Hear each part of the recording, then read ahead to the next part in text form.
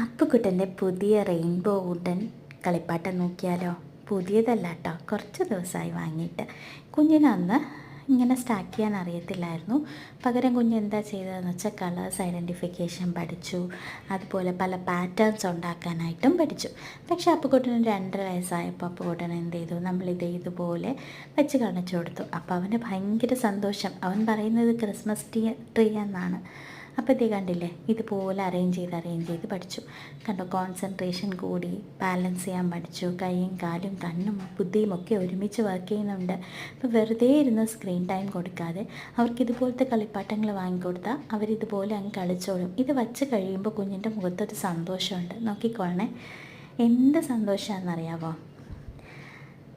അത് ചിലപ്പോൾ റീല് കണ്ടാലോ ഒരു വീഡിയോ കണ്ടാലോ കിട്ടണമെന്നില്ല. അത്രയും ഹാപ്പിയാണ്. കണ്ടില്ലേ അവൻ്റെ കോൺഫിഡൻസ്? നമുക്കിതുപോലെ വാങ്ങിക്കൊടുത്താലോ?